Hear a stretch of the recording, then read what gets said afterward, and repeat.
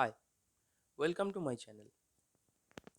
अगर आपको इक्विटी में इन्वेस्ट करना है और डर लगता है कि कौन सा स्टॉक लूँ ना लूँ, कौन सा शेयर गिर जाए या बढ़ जाए, लेकिन इक्विटी मार्केट का जो एप्रिसिएशन है, इसके मौके को भी आप छोड़ना नहीं चाहते, तो इससे सबसे ज़्यादा आसान जो उपाय आपके लिए अवेलेबल है वो है इक्विटी म्यूचुअल फंड में इन्वेस्टमेंट।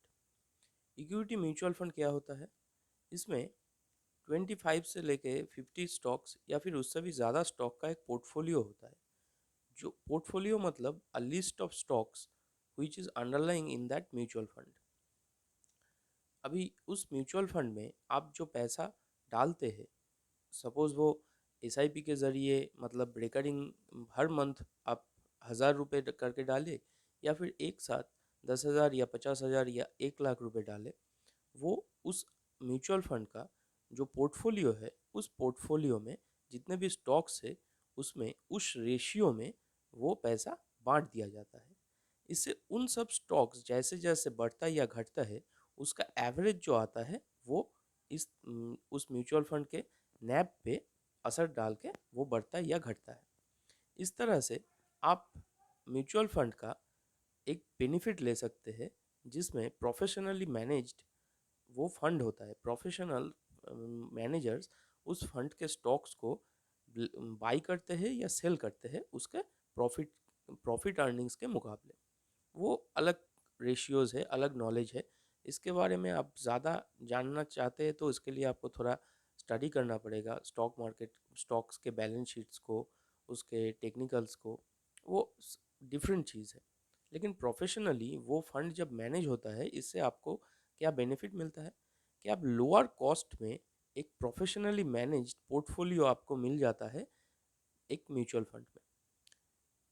और इस तरह से आप म्यूचुअल फंड में लॉन्गर टर्म में वेल्थ बना सकते हैं। अभी म्यूचुअल फंड में सबसे ज़्यादा बेनिफिट क्या होता है और कितने टाइम इन्वेस्टेड रहना होता है? म्यूचुअल फंड आमतौर पे आपके एफडी से ज़्यादा रिटर्न जनरेट करके देता है लॉन्गर टर्म में। अभी लॉन्गर टर्म कितना होता है? मिनिमम 5 to 7 ईयर्स आपको म्यूचुअल फंड में इन्वेस्टेड रहना होता है।